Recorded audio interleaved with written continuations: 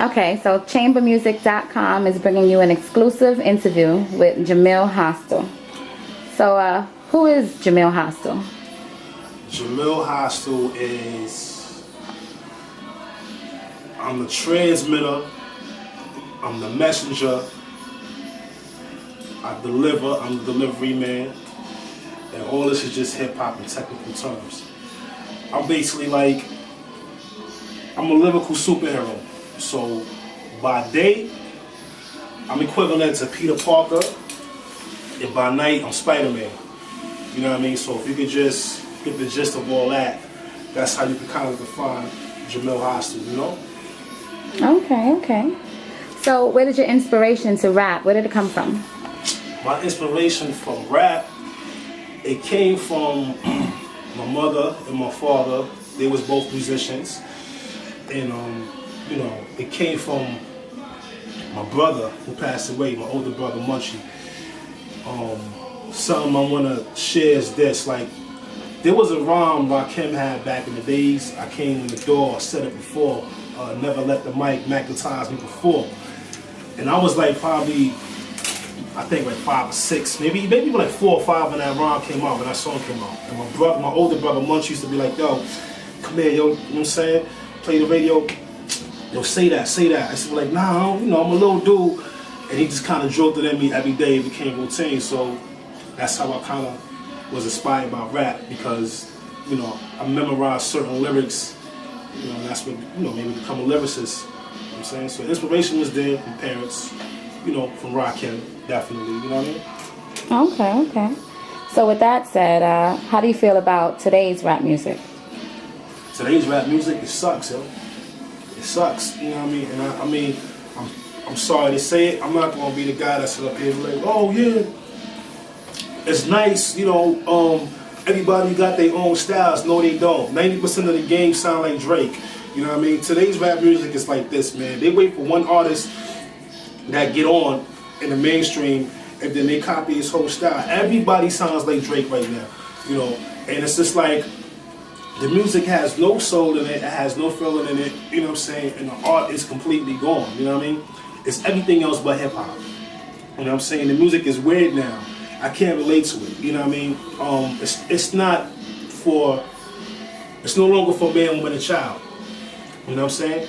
Meaning like it's not for people, you know, who are like 25 and up, 30 and up, 40 and up. At one point in time, hip hop was for everybody. You know what I'm saying? It wasn't for like, you know, a small section of people, genre of people. You know what I'm saying? Like how it is now.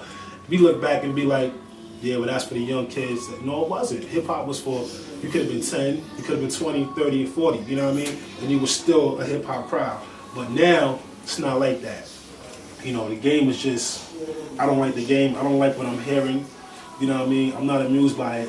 You know, we could do better than that. So the game kind of sucks to me as far as the artistic craft. And like I said, this whole biting thing is going, 90% of the game sound like Drake. I'm just leaving it at that.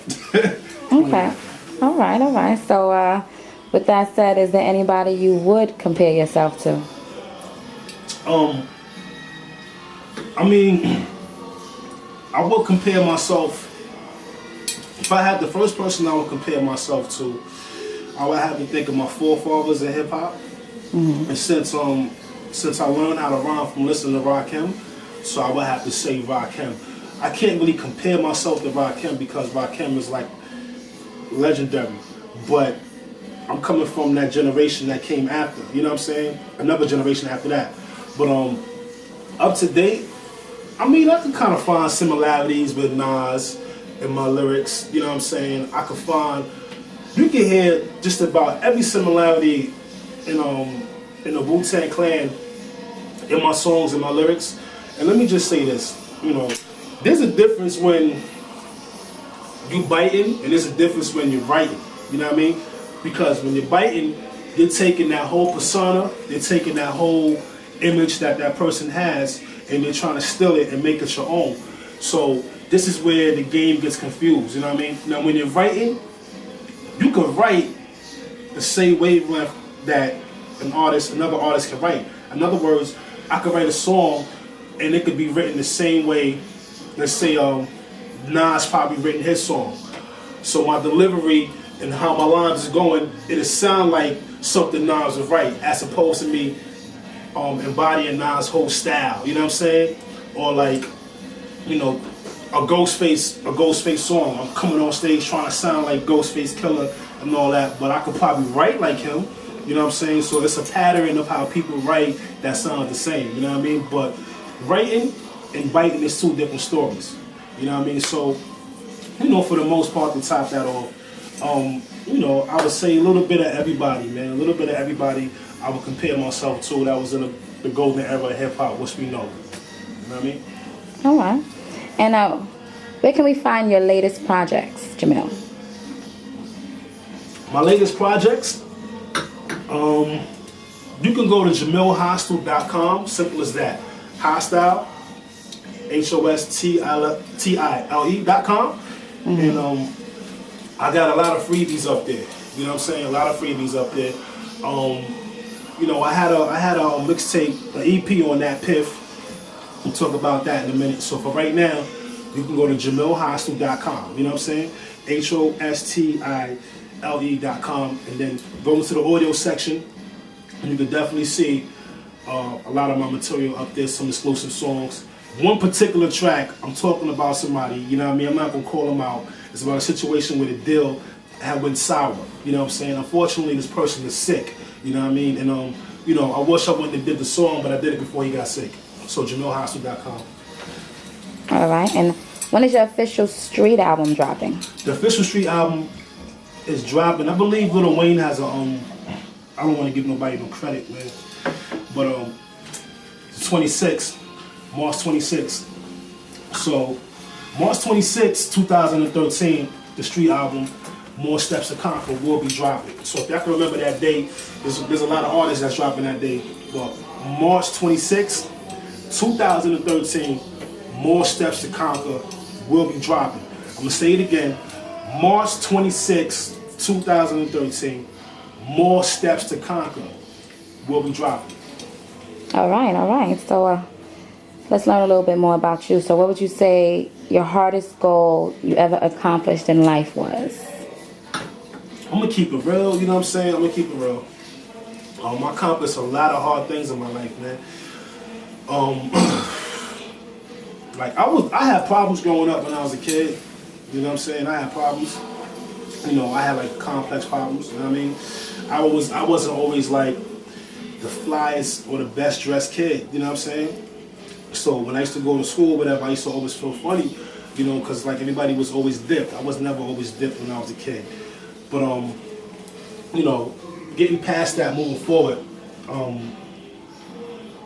I got hit with like the PCP, you know what I mean? I got hit with dust, you know what I mean? So I was young, I was in high school, and trust me, I was that crazy dude on the block, you know what I mean? But I pulled myself together, and I got out of that, you know what I'm saying? I went back to school, you know, I got my GED, and I got my associate's degree, you know what I'm saying? I got to walk, you know what I mean? I got to walk, and you know, that's a hard goal that I accomplished in my life. Another hard goal that I accomplished in my life, you know what I'm saying, but basically, it would have to be just, you know, being able to still keep my sanity in this world today, man. You know what I mean? Because, you know, when a person loses their mind, it's hard for them to recollect and get back. You know what I'm saying? So I've accomplished that through prayer, you know what I mean, and meditation. It works, trust me. It works. So what would you say keeps you grounded as of today? I'm not a real spiritual person, but I am spiritual. And one thing I learned about myself is that it's important that you take care of yourself, you know what I mean?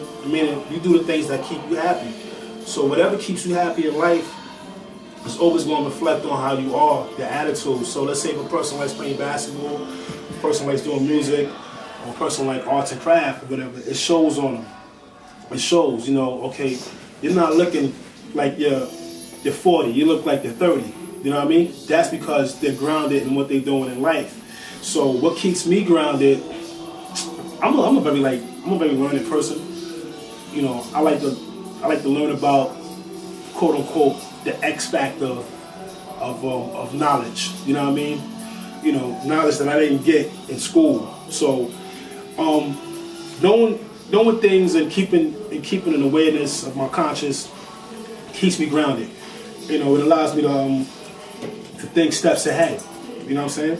So, my experiences keep me grounded. My life experiences. You know, my mom's being a fiend. Me living in shelters when I was younger. You know what I'm saying? Me going to bed at night, eating like a soup or something like that when I was a young kid. You know what I mean? That's dinner. Certain stuff like that keeps me grounded. You know what I mean? And but most of all, what keeps me grounded is wisdom, man. Being wise. You know, that can save your life, man. So, you know, that's what keeps me grounded, man. All right. So we're going to take it on back to the music now. So tell us more about your album. What producers are on there that we should know about? Falling Down is the producer for More Steps to Conquer. Falling Down is, he to me is, he's a New York version of Jay Dilla, DJ